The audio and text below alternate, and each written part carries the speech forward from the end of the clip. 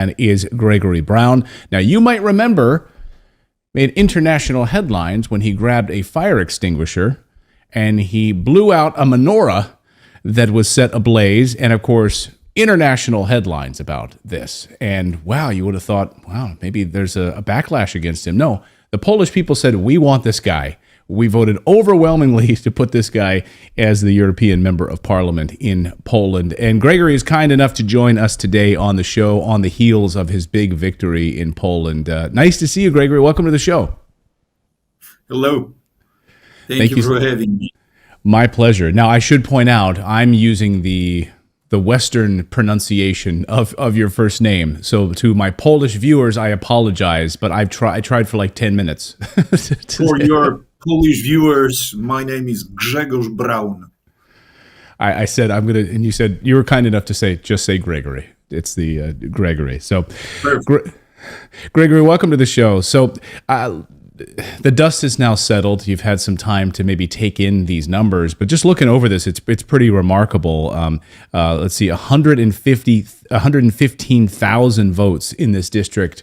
That is a record. So to all of the people who called you a far-right Polish politician who doused the Hanukkah candles, can't believe that this anti-Semitic member of the Polish government would be elected. What do you say to those individuals?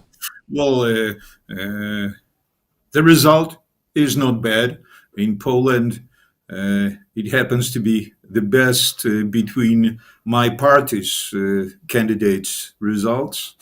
As to so-called anti-Semitism, I would prefer to call it Judeo-realism in opposition to Judeo-idealism. I simply refer to facts, historical facts, political facts, theological facts, and I simply cannot accept celebrations of racist, tribal cult in the middle of our society, of our political system. That's why I reacted, and my compatriots, obviously not everybody who lives in Poland, because there are probably less and less Poles who want to remain Poles, more and more of those who would prefer to become Euro kolkhoz citizens. Mm-hmm.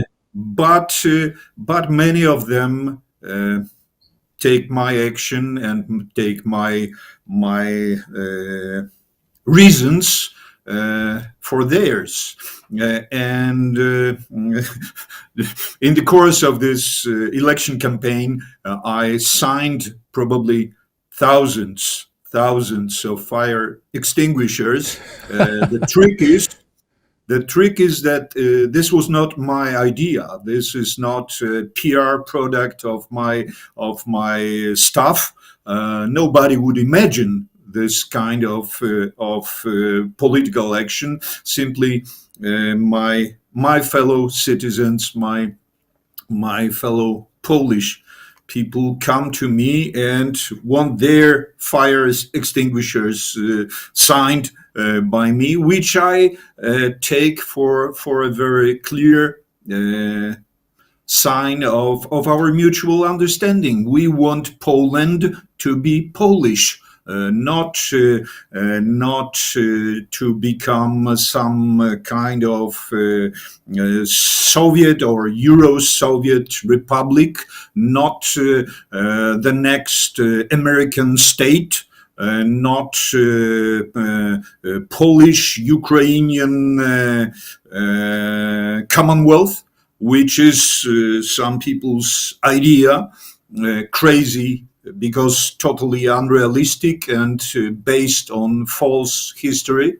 We want Poland to remain Poland, and we want our country to be a country of free and secure people, security is the key word, because what comes to us from the East and from the West questions not only our rights to remain Polish, to remain normal people, living peacefully, earning money, having families, having children, having rights to raise our children as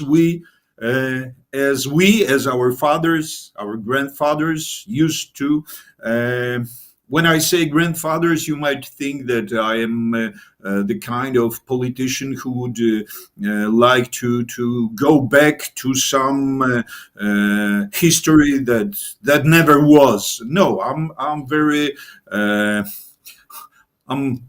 I would like to think of myself as totally devoted to future, to bright future of my nation, and this cannot be achieved without peace. And this is the question, the problem number one, to preserve peace in Central Europe, in the world, because we were used several times. We were used as a bumper by the empires, not only in the 20th but in the 90th and previous centuries. We were used as some kind of trigger to be used to start the revolution and World War. And this is the case of 1939, obviously, when we were pushed to the front, to the front line of that World War by the British, by Americans. Obviously, these were war criminals, comrades Hitler and Stalin, who divided Poland, who destroyed our state. But the inspiration was from London, and let's say authorization was from Washington. And we have documents. We have some other time you might want to hear more about historical facts.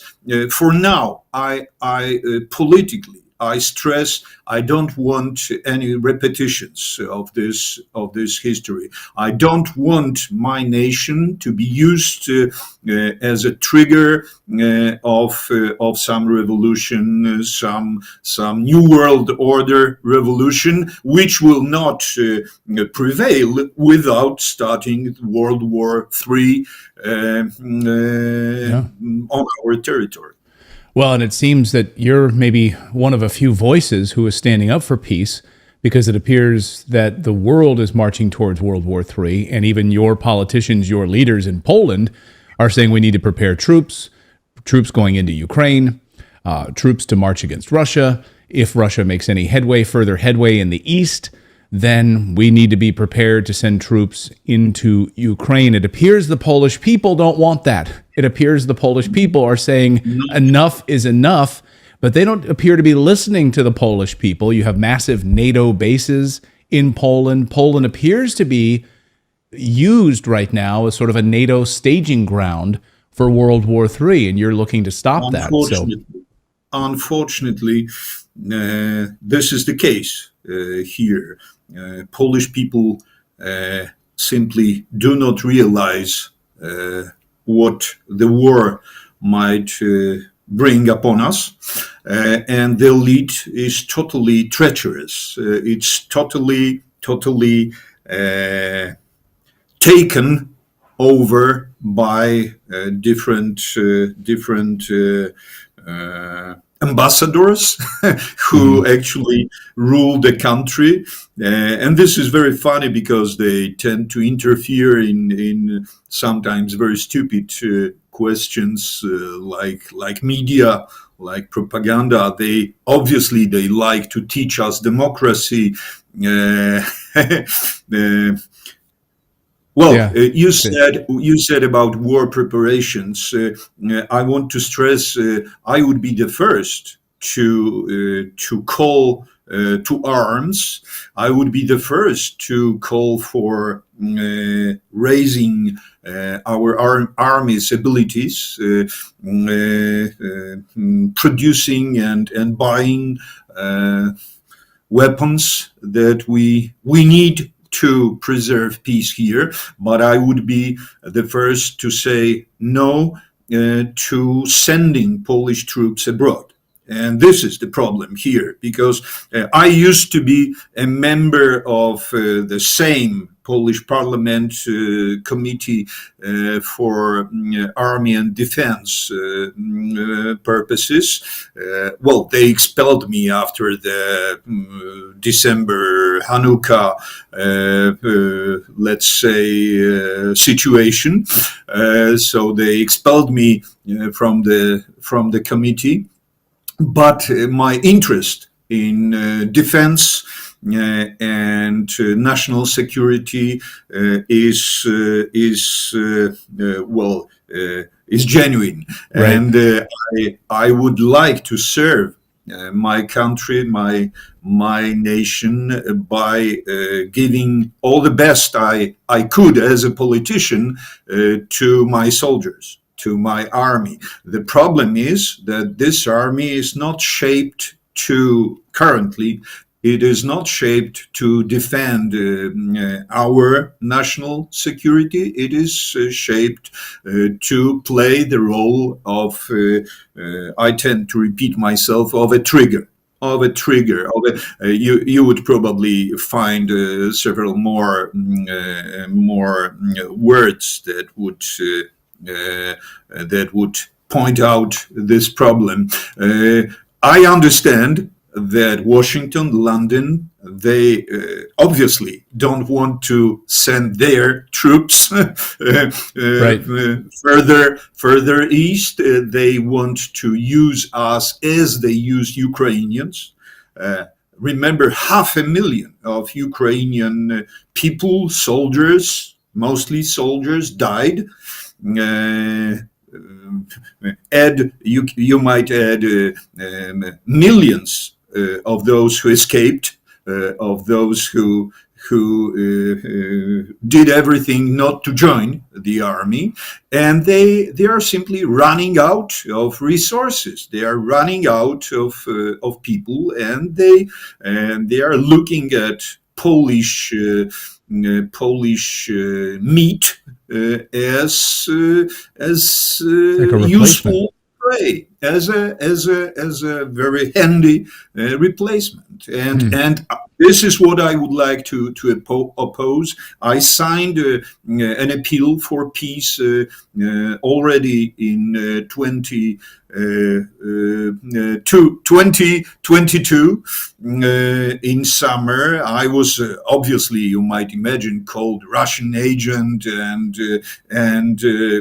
traitor by the mainstream media, but there is life outside the mainstream media, and my campaign for the European Parliament is a proof, because I had I'm very proud of it. I had exactly my airing time, television, radio, all put together. My time was exactly 0 minutes, wow. 0 seconds on air. Wow. In the mainstream media. I was never asked for any interviews. I was only sometimes quoted to depict my dark silhouette as a bad guy, probably the worst. And this is the best result of this election is the proof that there is life outside mainstream. Yeah, it's great. I mean, it's like the independent media. We hear from our Polish viewers all the time that they say it's so sad that they can't get information inside of Poland about what's happening in Poland. They have to turn to alternative sources like our show or other sources, and it's unbelievable. So you had 0 airtime on the mainstream media, But that speaks exactly zero. to the intelligence of the Polish people. They're done being Well, brainwashed by the mainstream media there, right? What we are facing here is that great anti-Polish, anti-European, anti-human coalition that I could describe it as COVID, Euro Kolhoz, War Hanukkah coalition. And this is left to right, right to left. Everybody agrees. They are fighting each other very, very intensely sometimes, but in these crucial points, crucial matters, there is no difference. There is no difference between the left from the left and the left from the right. Right. Well, it's the same thing in the United States. It's the same thing in the United States. We have more things in common. And we don't want illegal immigration. We don't want our borders flooded from people from other countries. We don't want war. And yet the politicians appear to be ignoring them. So I want to ask you about the Ukrainian. So maybe the element that you miss is the counter coalition. Let's call it the fire extinguisher coalition. The really wide coalition of good, decent, peaceful people who just want to work and prosper. That's what I would recommend. Firemen of all nations, unite. The fire extinguishers, they're going to be selling out of those all across the United States if that movement takes off. I'm not selling anything. I'm not selling anything. This was not my stuff. This is my people coming to me with their fire extinguishers. I love that. It's totally organic. I love that. I want to ask you, I'll get you out of here in a second, Gregory, but I want to ask you about the Stop Ukrainianization of Poland. We covered this a couple of months ago here on the show. This movement to stop what exactly? I mean, we saw millions of Ukrainian refugees coming across the border. We've seen the child trafficking problems at the border between Poland and Ukraine. We've seen all sorts of issues. Obviously, as other individuals in Poland to talk about, walking down different cities in Poland, you can't even hear the Polish language anymore. You'll hear the Ukrainian language. So why did you decide to push this Stop Ukrainianization of Poland? And it seems like the Polish people are with you on this. Well, I hope more and more people understand what I wanted to say 2 years ago, starting this campaign with publication of some statements, some political program. I just predicted the results. I just, with all my compassion and understanding of how miserable the situation of war victims is, I have, as a Polish politician, I have to say always Poland first. Poland first, Polish people first, and I'm not. This is what I try to explain to my fellow citizens. You're not becoming some bad guy, bad Christian, treacherous Polish when you say Poland first. Polish children first, and we spend billions of our money to let's say to conservate, to preserve this social social revolution in Poland, and this is what I oppose. I'm not acting and I'm not proposing anything based on some kind of resentment of some bad feelings. I I try not to let bad feelings overwhelm my existence. I simply cannot agree for spending Polish money for non-Polish purposes. This is easy. This is easy to understand. This should be easy. Right. But the government and the parliament and the president of Poland, they seem to be preoccupied with making everybody around happy with our money. I communicate with my voters, with my fellow citizens, just bringing that agenda, these facts up. I'm telling to Polish people, do you know how many apartments you funded for the Ukrainian people in Poland last year? And they say no, and then I bring up numbers, and this is shocking. This is shocking. Not talking about ammunition, tanks, aeroplanes that we sent to Ukraine. Polish police could not exercise at shooting ranges properly because the ammunition was sent to Ukraine. Polish army volunteers could not exercise with proper guns. They exercised. This is for real. Some units used to exercise with sticks. Because the guns went to Ukraine. This is what I oppose, because I am for security, national security. I am for the army to be the best army of the continent, of the world, because Polish soldiers are and can be great. They only have lousy commanders and treacherous politicians using them as tokens, as pawns at this great chess board that late Mr. Brzezinski described years ago, and I don't accept the position of some kind of pawn. I don't want to be a token in some British or Russian casino. I don't want to be played. I want to be a partner, but to be a partner, I have to be totally devoted to my country's and my nation's real interests.